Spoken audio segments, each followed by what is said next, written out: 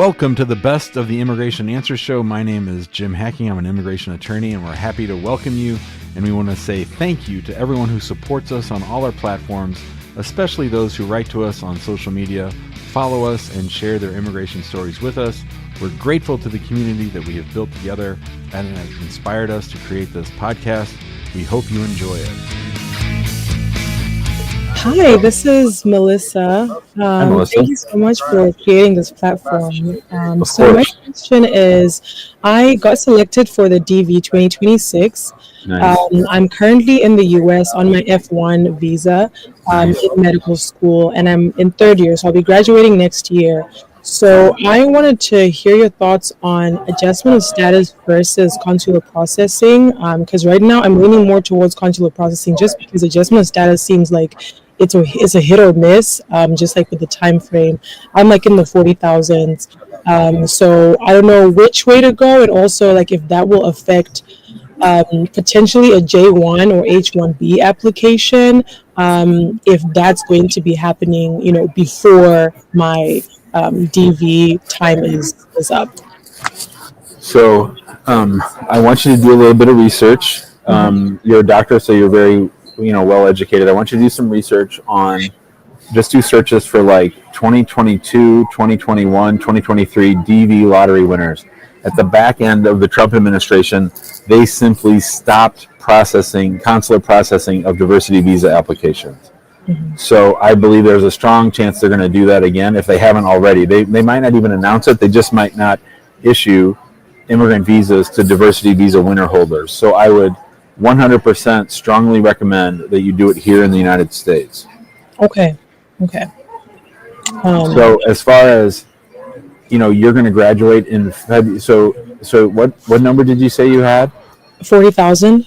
And what country or what region are you from? Africa. So have you looked to see when 40,000 for Africa became current this year, or is it current yet?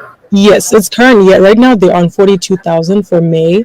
So basically, it is. May is around the first time that I would have been able to. Right, and I also think that if I'm right, that the Trump people stop processing the diversity visa selectees picked overseas, then that will mean your case will actually go faster next year than this year, if that makes sense. Yeah. So let's say there's 40,000 people who won the DV from Africa, and 20,000 or 30,000 of them are in Africa. That means your place in line is really 10,000. You still have to wait for 40,000 to get hit, but I think it's going to greatly increase your chances of getting a green card. And we have had people apply as late as August or September because their number was so high and still get their green card. So you've got to figure out a way to maintain your status beyond May of next year when you graduate. Okay. And just between you and me, I would not do a J1 if it requires you to go back home for 2 years. Yeah, that's another part that I was kind of worried about. So it's great that I got the DV, but it's also poor timing because I have this overlap between visas. Yeah. You look into that. Yeah, I mean, I know this isn't what you want to hear, but to me, a green card is so much more valuable than an H-1B and definitely than a J. Like, if your options are, Jim, I want to stay on my F1, but I want to go to school getting some second degree that isn't even medically related, take a year off from my medical studies, I'm sure that screws up your doctor track altogether. But if that means you get a green card instead of having to rely on employers for the next 10 years of your life, I think that's something we got to talk about. Absolutely, yeah.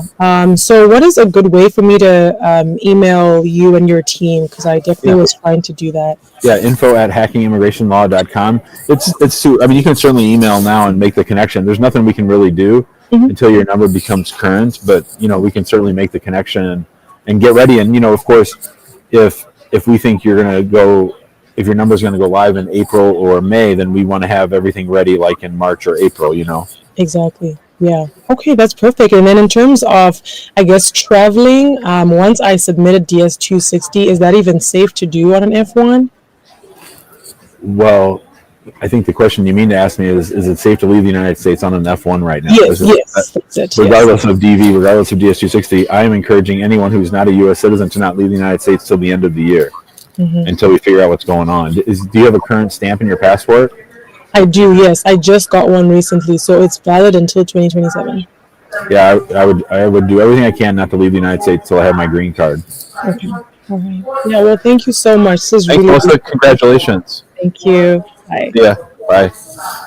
All right, love is in the air. Hello, love. Hello, June. Can you hear me okay? Yes, I can. All right. Thanks for taking my call. Just wanted to say thank you first for all what you do for us. God bless you. Yep. So, I came to the United States back in 2015 with DI crew visa and filed asylum on December 2015. What kind of visa did you have? D1, like C1, D1 crew visa? And you applied for asylum. Yes. Okay. So, in 2022, I got married to a US citizen. Yep. And in 2023, I requested a travel document via TPS program Okay. to see family friends in Canada, and we went together and came back last year in July. Uh huh. So after we came, my husband filed I-30 last year, 2024, and like including I-485. Mm-hmm. And this year on March 12th, they updated basically the case saying it's actively reviewed. Since then, it's still pending. It's not like approved or denied yet. However, yesterday I got a letter from USCIS regarding my I-589 form that says I'm scheduled for a court for a hearing after 2 weeks in June. So my question is, my I-30 and 485 is still pending. And then I got called for my asylum hearing. So how, like, is there any way to reschedule this hearing and then move forward with I-30? Like, what's my option here? Sure. So you said court. Is your notice from the EOIR or is it from the asylum office? I think because of my visa type, I'm not able to go to immigration office. So only court can see this kind of visa type like cases. So So yeah. do you have an attorney? Yes, I do. And did um okay, so you have your court date coming up, but before that, had you received a notice to appear in immigration court? Yes, Okay. after 2 weeks. After 2 weeks of what? After 2 weeks, um, I have like a hearing regarding my asylum. Oh, your hearing asylum is 2 weeks from now. Yes, correct. Got it. Okay. But before that, had you ever received any information or documents from the immigration court? No. Okay. Okay. And then my question is, for the advance parole that you received through TPS, did your lawyer tell you that constituted a valid entry for purposes of adjusting? Because I don't think that it does. Uh, yeah, basically, so I think it has been adjusted like my I-94. Okay. I believe that last year USCIS clarified that TPS advance parole is not a valid entry for purposes of adjustment. I might be wrong, but you should talk to your lawyer about that, okay? Okay. But now that your case is in immigration court, you can't adjust. You can only adjust in court. You can't adjust at USCIS. So postponing your hearing, I mean, I understand why you want to postpone it. Did the same lawyer, did a lawyer file your asylum case? So I used to have like a lawyer who filed the asylum. However, I just already talked to another lawyer. So this would be like basically different lawyer. So the lawyer that did your marriage case was not involved in your asylum case. Yes, that's correct. And do you have a deportation lawyer helping you now that you're in deportation? No. So you need to find, I mean, if you got a trial in two, or is it your individual hearing or is it a master calendar hearing? No individual hearing. Yeah, that's a trial on whether or not you get to stay in the United States. And, they're in the business of deporting people. So you need to find a deportation attorney in the city in which you live or where your court is yesterday. You need to hurry up. Mm, I mean, this is not Biden land. They're not going to postpone your asylum hearing so that you can go adjust or get your I-130 approved at USCIS. They're just not going to do that. Oh, okay. So it's just basically like the hearing will continue. Is that what it is? No, they're gonna have, as things stand right now, you have a trial on whether or not you deserve asylum in the United States, and if you lose that trial 2 weeks from now, you're on schedule to be deported. Wow. Okay. So there's no way to go back to I-30 in this case, right? In this scenario. Not in Trumplandia, and certainly not without a lawyer. You need to if you have an individual hearing, that's a trial on whether or not you Okay. stay. You need to hurry up. Okay. Okay. Yeah. Thank you. I think that's all my question. All right. Good luck, love. All right. Let's go to now. Hello. Hey, hi, Jim. Good morning. How are you doing? I'm good. How are you doing? Great. I'm great. So my family and I immigrated here to the U.S. 45 days ago, actually to St. Louis, Missouri. Nice. From Yeah. where? And anyways, so it was like a consulate processing and on a EB3 unskilled visa. Okay. So, but after we got here, like I waited for my social to come, and then I presented myself for the company. But the company, well, they had this second interview with me, and they said that there's no like after 3 mail, they said there was no position for me right now because they're like they have enough employees, and they couldn't hire me. So my question is it a problem for my immigration process, and what should I do, like not to have this process, as I was ready to work for the company, but the company is not hiring me. And financially speaking, it's not a problem right now for me. I'm not, it's not causing me a problem right now. I can look for another job, but I'm concerned about my immigration status. Do you have the physical green card? I'm about to receive it, probably. How do you know? Oh, because usually when we get here, I don't know, 40 days up to 60 days, usually the people that I know, they get their green cards, but I'm still waiting for the green card. Yeah. So I don't want you to say the name of the company, okay? All right. But is it a company that like most people would have heard of, or is it sort of a smaller company? It's not that small, but it's not that big either. And what was the job that you were supposed to do? Landscaping, not a specific job. It was like an unskilled job, right? Okay. And I mean, this company would have spent thousands of dollars to bring you here. Why? This is very strange. So you didn't know when you went to the embassy interview that there was no job here waiting for you? I knew. They even gave me a letter. However, I think they were trying to be nice to me and to some other employees that, they're about to come, some other immigrants actually. So I think they didn't want to. Wait. What letter did they give you? For the consulate interview? Yes.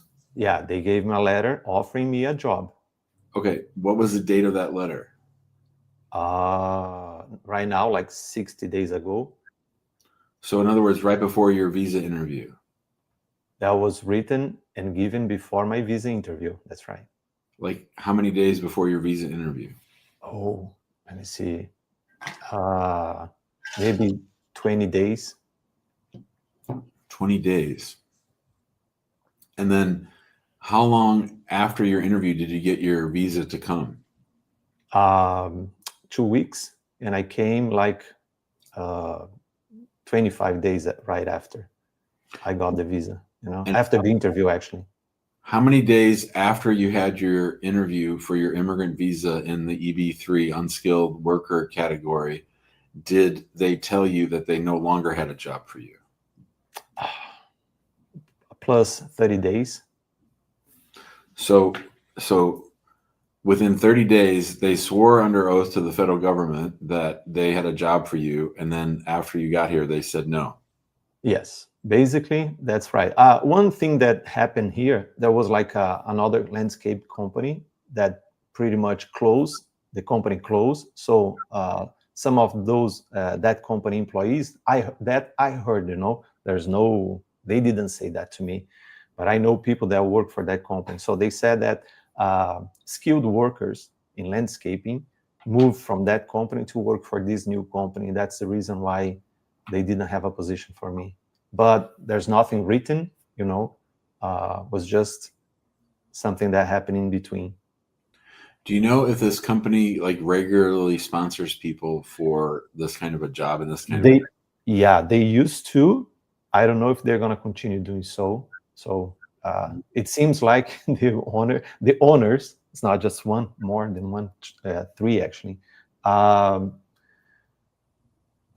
They don't need it anymore, or they feel like they don't need it anymore. So they're not. I mean, I think they should be a little bit concerned, but I don't think they are aware of it. I mean, they when I had my first interview for this company, there was a former owner. So my first interview was with this first owner of the company. During this process took me 4 years to come here. Right. So during the second year, this owner partnership with the other company, so they make a bigger company. And then the first owner actually left the company. So, and we were left, we stay with the same company, but the owners changed. And so that's what happened actually, Yeah, that's funny. My first job as a lawyer, I got hired by attorney A to go work at this firm. And then he quit before I started. So I showed up and everyone's like, who's this guy? What's he doing? Yeah, that's right. And I'm here ready to work. Seriously. I even, talked to some of the people that work there and they say, listen, I'm ready to work, and I know the company was nice to sponsor me, but I don't want to cause any trouble in my process. I don't want to suffer any consequences, as I was ready to go and work for the company, right? Okay. So did they charge you any fees, or did you contribute at all to your green card process? I hired a company to handle the process for me. And so they did what they are supposed to. You paid them? I pay for the support. How can I say, the assistance, right? I pay for the company to do the process for us, actually. Did they find you this job? The company found me this job, yes. They have other companies. They offer me some jobs, and I can kind of choose one and go for an interview. And then if I like the interview, and if the other person, the company, enjoys my interview, let's say, so they can hire me, right? So I didn't pay for the process. I just pay for the consulting thing. How much did they charge you? 8,000, 7,000 and a half. 7,500. 7,500. That's typical and actually very cheap. The price is much lower than usually what the market asks for. Usually it's 15, 1,000, 20,000. Some companies even charge, even to work for McDonald's and companies like that. Very. So that was the most affordable by the time, actually. When you went to the embassy interview and you said you were coming to work for this company, you had every intention of coming to work for this company. You had no idea that there was not a job for you. No, of course not. Okay. No, I had no idea, and I thought that I was gonna work. Seriously, as an unskilled job, I was just I usually don't work as a handy guy. I'm okay. I'm a good handy guy, but I was all in to work for the company, getting ready to work for the company. My intention was to work for the company, and not before, in no moment before, I was told there was no job or no position for me. Right? All right, you ready for my thoughts? Yeah. I have good news. I think so. I have good news and bad news. Yeah. The bad news is, I think something shady was going on. You should not be paying a company. I'm not saying you did something wrong, but there should not be companies charging you to help connect you to American companies and to basically buy your green card, right? So that's not good. That's not good. So, but the good news is, I think that what's going to happen. So where would this come up? This will come up when you apply for naturalization, right? Probably, yeah. So that's 5 years from now. So most likely what will happen is when you go to your green card or your citizenship interview, most likely what will happen is they'll say, list your jobs for the last 5 years. That's right. And I think that if you sort of relatively quickly find a new job with a new landscaping company, everything should be fine. Okay. But if the big problem, so here's the problem. You're going to have to worry about this for the next 6 years. Yes. I'm trying to. Because what you don't want to happen is for this company to get busted or this landscaping company to get busted for some kind of an immigration fraud. That's the problem. Okay. That's what we don't want. We don't want them to get busted, because if they get busted, then every case they've ever touched is problematic, right? So if this all came out like if this all came out in an interview, you'd be in trouble too, right? So hopefully they'll just say, how'd you get here? Came on a green card. I got a visa to work as a landscaper. Where have you worked the last 5 years? And hopefully they don't go into any more detail than that. But if they dig into what you just told me, that's a problem. Okay. So basically you're going to be sweating this until the day you get sworn into your citizenship. I see. And there's questions on the N400, like, have you ever committed fraud or lied to a government official or done anything like that? I don't think any of those questions are going to be problematic for you, because you said that you had every intention of coming to work here, and it wasn't until you got here that you found out there wasn't work here. But I think both companies, the landscaping company and more importantly the company back home, are shady as F, and like I would want to have nothing more to do with either of them and ever again. Yeah, I'm even, telling the I haven't told the company yet. Like, I didn't answer. Does the company have immigration lawyers? No. That's why they hire that company they hired that company to help find immigrants, right? And those companies. So those assholes are getting paid on both ends. They're charging you to connect you with Probably. them, right? Probably. So they're charging you $7,500. They're probably charging these guys $10,000. I don't know. Seriously, I don't understand this thing. Usually they don't tell anybody. You just just there. But I thought about telling this company, listen, I'm gonna wait for an opportunity at your company. When it's available, please let me know. Is that a problem if it takes like 3 months or 4 months for me to start working there? But I find it important to be and work for the company, Yeah, I think that would be great. That would be the best thing that could happen for you. Yeah. Or if you actually went to work for them, that would be the best thing. Even though if it takes 3 or 4 months, no. I mean, from an immigration standpoint, that would be your best result. Okay. Or working for another landscaping company, right? That's second best. Second best. All right. Thanks for the call. Thanks a lot, Jim. Good luck, brother. Thank you. Hi, Jim. How are you doing? I thank you for picking up my call. And so you just mentioned about this, deportation, detainment. Actually, that's the case of that I am facing right now. I am a U.S. citizen. I came here. Anyway, my mom. It's for my mom. I did sponsored my mom green card 5 years ago, and I called you this January early this year because I was like, hesitant to apply for N400 for her because she went to the Philippines and I thought that she overstayed there because of COVID. But then you actually recommended that I would um apply, and I did that, and I have a receipt March 7 that they accept the application. Now the original plan is my mom is 74 years old. She really love to travel with me now. She's like my dad and they used to travel, but only in the Philippines. So now that she's here in US, and that she actually came here with a tourist visa, and she overstayed.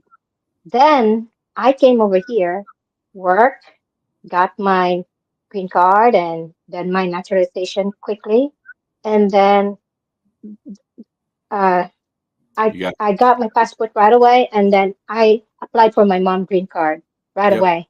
yep. So now I want to take my mom then because she's been expressing like she wants to travel, and then I said, okay, I'm traveling this August.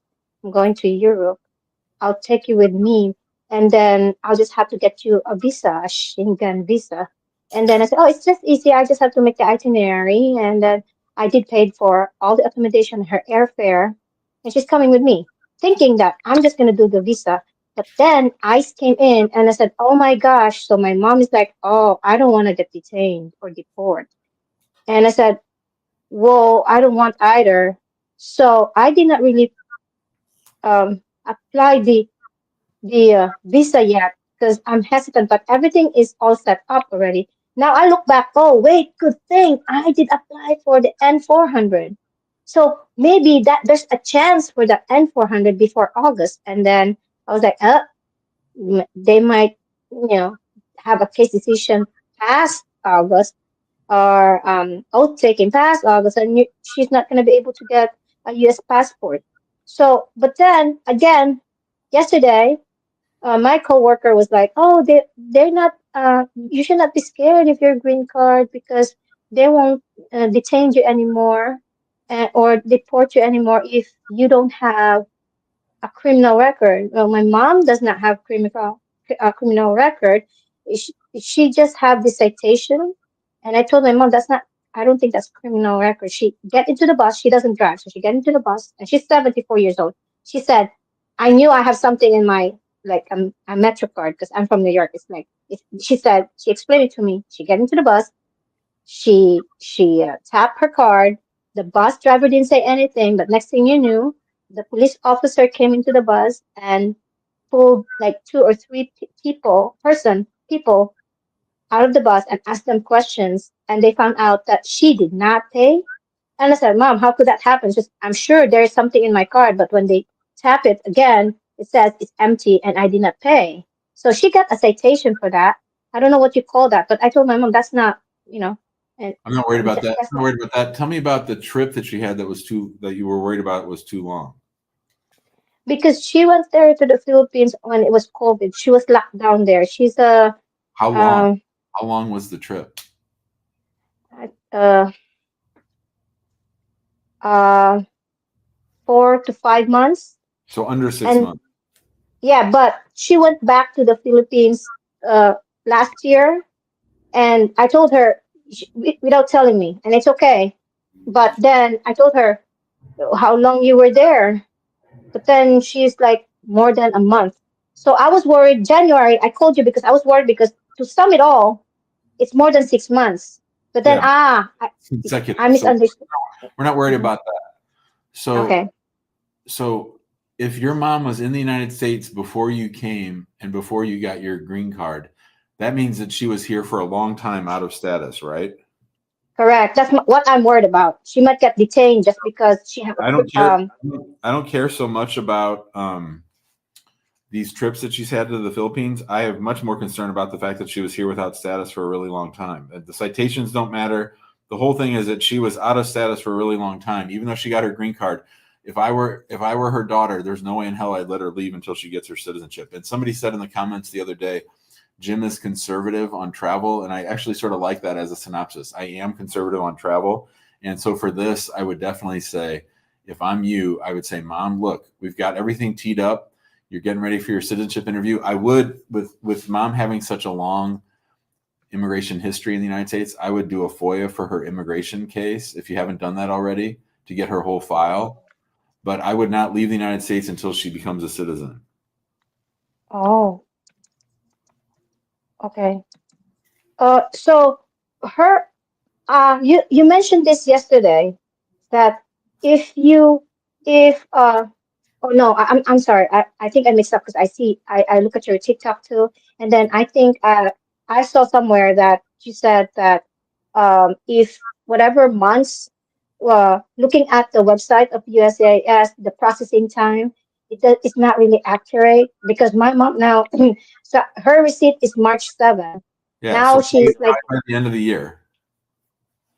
oh, so it's not accurate. They said 2 months for her case decision.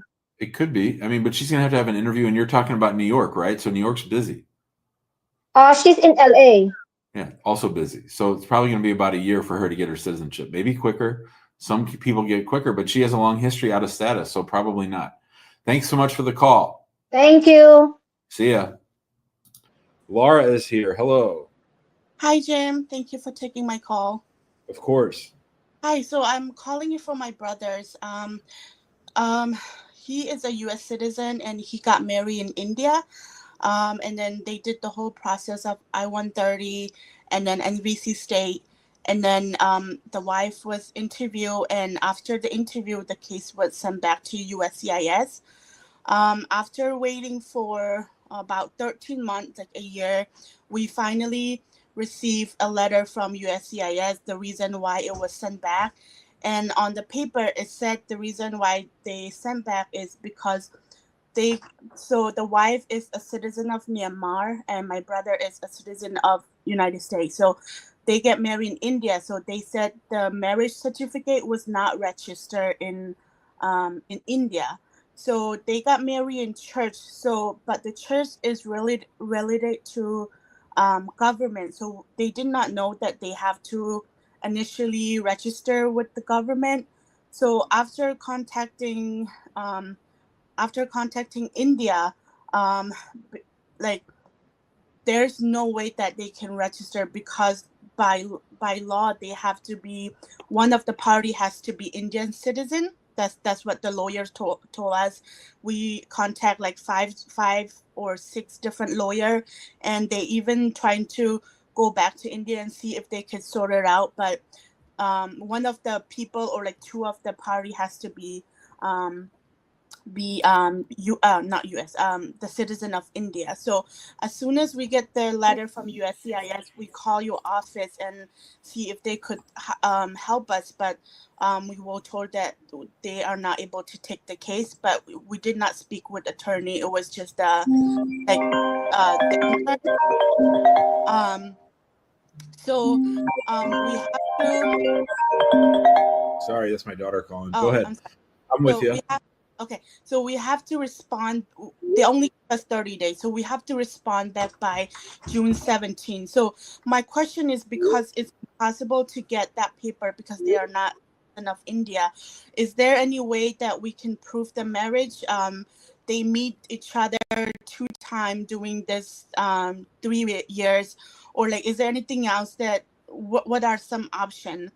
Or and also I really want to ask your opinion that is it really that you guys can take the case, like your office? I don't think they have a valid marriage. So there's no option there. So there's like saying there's no hope, even though they're. I'm not saying there's no hope. I'm not Yeah. saying we can't take the case. I'm saying that for purposes of this case, if they didn't record the marriage in the way that, I mean, the visa reciprocity table sets forth all the rules in India as it relates to a marriage, whether the church is related to the government or not. There's rules about whether the marriage is properly recorded. And if the marriage is not properly recorded, then that marriage cannot serve as the basis of an I-130. You can't fix it later. It has to be valid at the time that you file it. And since it seems like it wasn't valid at the time that you filed it, it seems to me that they need to get married properly in India or wherever in Myanmar or anywhere else and start over. Okay, so because there's like, so we're from Myanmar, and I don't know if you noticed, like it's been war for like 3 years, so nobody go back to Myanmar. So a lot of people, they get married in India. So when we talk to people who arrive in America, they don't have that paper. They only have the wedding certificate. So Okay, Sorry, but did I lose you? that's not a substitute for sound legal analysis. Just because other people haven't gotten caught not recording their marriage doesn't mean that means that your case is okay. The State Department has gone through here. Let's just do it. We'll do it right now. The visa reciprocity table for India. Have you looked at this? The visa reciprocity schedule? Have you ever looked at that? Based on a little bit of what I see on Google is that if you marry in India, like what I see from the embassy of India, is that if you are married Christian or Hindu, you do not necessarily have to have marriage registration. That's what we saw on. So this is your problem. You're listening to Google and other people from India or Myanmar. It says right here. I'm looking at it right now. I'll pull it up for you. You can't rely on the internet. You can't rely on Google for answers. You've called 6 lawyers. Haven't they all told you the exact same thing? Look here. A marriage certificate issued by a Christian church needs to be registered in the office of the registrar of marriages. It says it right there. Very plain. This is the first thing that they, when your brother's wife showed up at the embassy, they said, I haven't seen a Christian church marriage in India for a while. Let me go check the visa reciprocity schedule. It says it right there. So I don't care what the internet says. I don't care what friends and family say. The rules are the rules. Their marriage is invalid. It says it right there. Okay, so what? So do you recommend is just starting over, or what do you recommend for them? So again, they don't have a valid marriage. They don't have a valid marriage. Okay. So the first thing they have to do is get married, and they have to record it properly. That they didn't do. And so when did they file what's the date of their marriage? It was in May 25, 2022.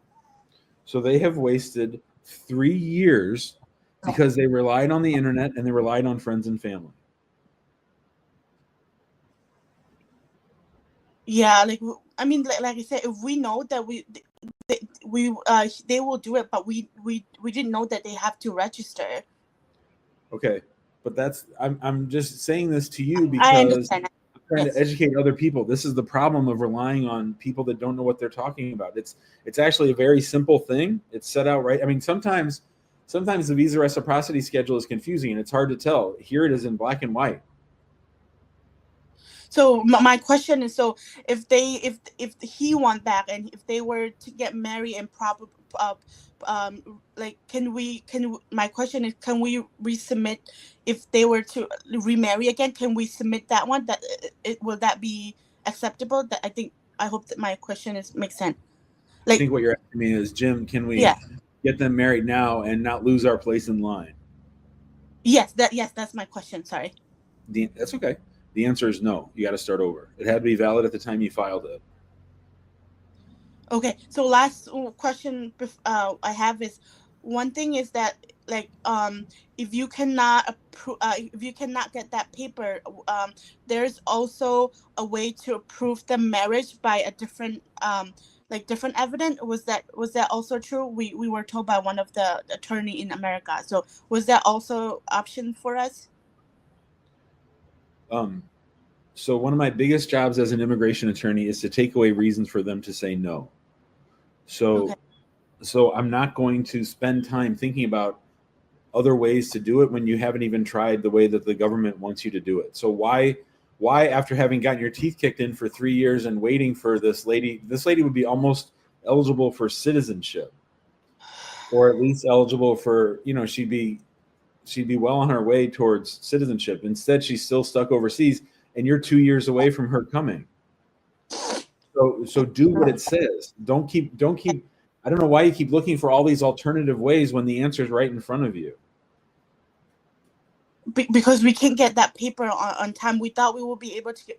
My brother even flew over there right now, but he, even after to the court and then bring the marriage certificate, the Indian court, they're not allowed to give that paper because they are not citizens. So truly this is something that we didn't know, and that's why we wasted, they wasted all this year. If it's something that we know, I don't know how to explain, but we will do it, but we just don't know, and it was I like understand. delayed. It's hard. Yeah, I mean, you might want to think about getting married somewhere else too. But I mean, obviously, you can't go back to Myanmar, and it sounds like India is not very helpful. I don't know what else to say. I would try to find someplace else where it's easy to get married and document it, and then file. Okay, so my last question is there no way, if we want to move forward with your office, is there no way you guys can take the case? I just want to hear from you, even though we already... Yeah, say this is, email the office and say, I'm Laura, or email whoever you were talking to. This is Laura. I was just on the show with Jim. He thinks you can help my brother once he gets remarried. And if you're going to hire us, then we can also work with him to make sure that he does the marriage right. Okay, so just email back and said, even though we already said we got the answer, no, just said Jim said email. Yeah, and you can CC me on the email. I'm just Jim at the same as the one of everybody else. So just Jim at hackingimmigrationlaw.com. Okay, all right. Thank you so much for your time. I appreciate it. Hi, Laura. See ya. Yeah. Make sure you tell me you were on the show. Okay. All right. All right. See ya. Well, there you have it, another edition of the Best of the Immigration Answers Show.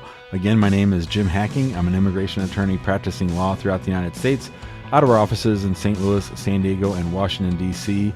If you want to get a hold of us at the firm, you can email us info@hackingimmigrationlaw.com, or you can call us at 314-961-8200. You also can join our free Facebook group. It's called Immigrant Home. We'd love to have you join us there. There's thousands of immigrants talking about the immigration process in there every single day. We also have our YouTube channel where you can subscribe to see all of our videos and to get alerted whenever we go live, whenever we're going to record another episode of the Immigration Answer Show. Maybe you could be a guest and ask us a question. Finally, if you're not following us on TikTok, we suggest you do at Immigration Hacking. Thanks so much for listening, and we'll talk to you next time.